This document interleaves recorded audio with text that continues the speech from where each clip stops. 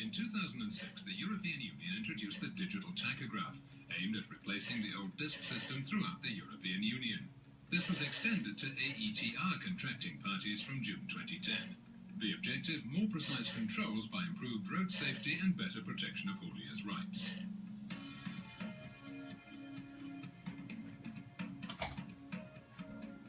A depot somewhere in Belgium.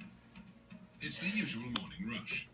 Here they're working at full stretch. Over 1,200 tons of merchandise have to take to the road for delivery to the four corners of Europe. Peter goes to the dispatching point to be advised of his load and pick up the appropriate paperwork. Routine? Not quite. Peter was one of the first to start using the digital tachograph, and one of the first to promote its merits, beginning with the associated chip card. A personal card that can't be forged, giving the issuing country, the driver's identity, and the expiry date of his card. Thanks to this card, the employer can check before each departure that the driver is fit to drive, given the regulations in force. Everything's in order, so Peter can leave. 8 a.m. and he supervises the loading of his semi-trailer. This only takes half an hour, but this is a period of work that must be recorded on his tachograph. To do this, he could simply insert his card into the tachograph slot and start the machine in work mode before loading. But he can also introduce the data manually later, specifying first of all the length of time taken and then selecting the work symbol among the pictograms.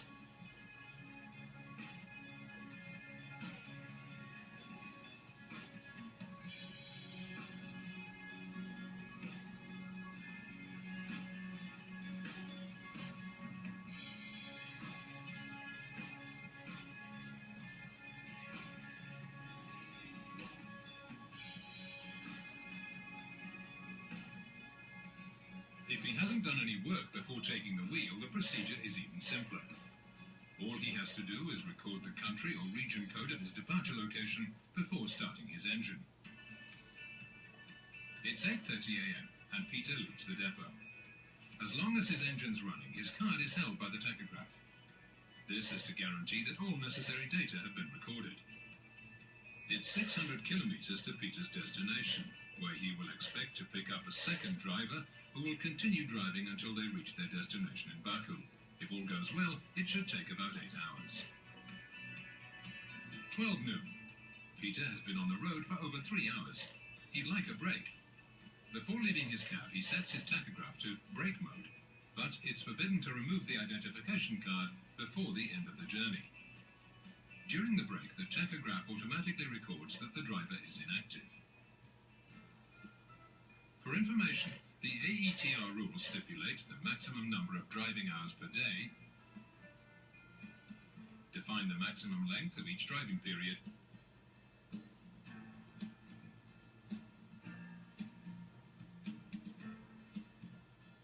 as well as the frequency and length of rest periods.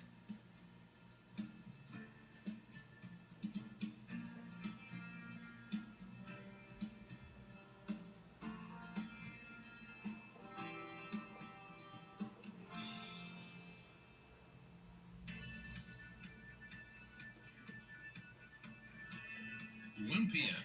After a 45-minute break, it's time for Peter to get back on the road with about 300 kilometers to go. Just in time has been a boost for the transport sector, but it's also made it more demanding. Being late is out of the question. As soon as he arrives, the second driver will take over the wheel to continue the journey, since the 17 tons of merchandise must immediately be put on the market at its destination. 2:10 p.m. Bad luck. An accident is causing a tailback of several kilometers. Peter could now well be late to collect the second driver. It's not looking good.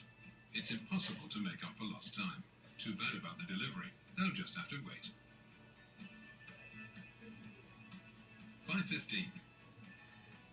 To make matters worse, Peter has now been driving continuously for 4¼ hours. His tachograph alarm sounds, telling him he has only 15 minutes left before he must stop. 5:30. Second alarm. Peter knows now that if he continues driving, he's committing an offence, as he will indeed have been driving for more than 4.5 hours. So close to his destination, the temptation is too great. Too bad. This time, he's not going to stop.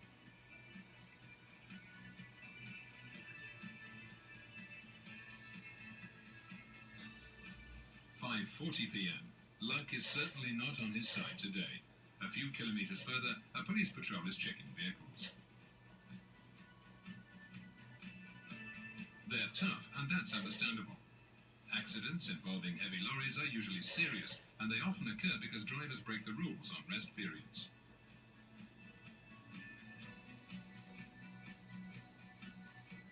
Here, the patrol has a computer, so nothing could be simpler. The operation lasts just a few minutes. All the police have to do is insert the driver's personal card into a reader. The computer does everything automatically. Analysis of hours worked, hours driven, and rest periods. If an offence has been committed, it also prints off a ticket. If the patrol doesn't have a vehicle with a computer, there's another method of checking the data. The digital tachograph is equipped with a printer which can print out detailed reports.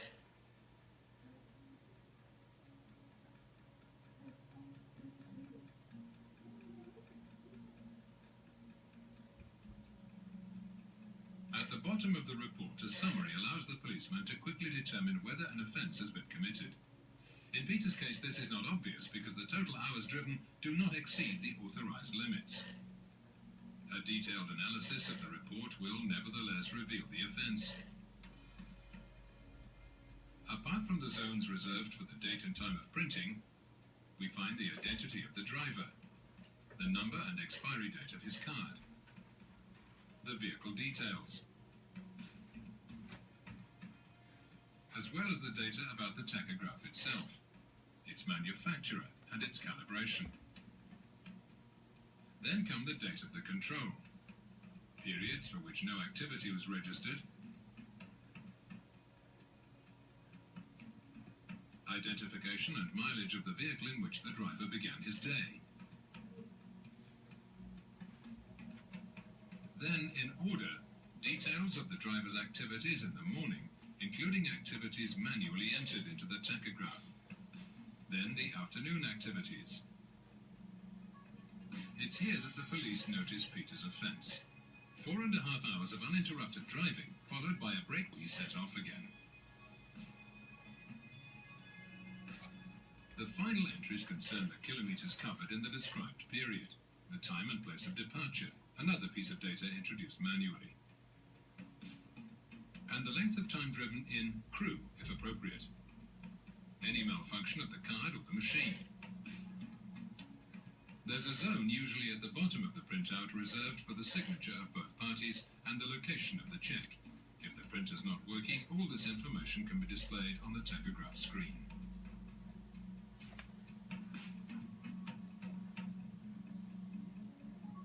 Whatever the method used, with or without a computer, the police can check data from previous days. If the control has already been carried out during this period, a clear sign appears on the report.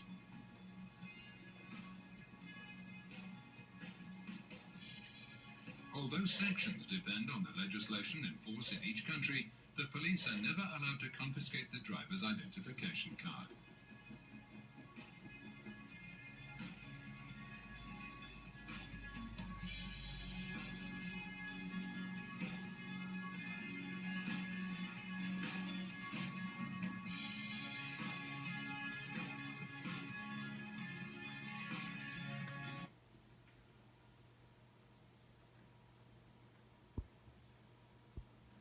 In 2006, the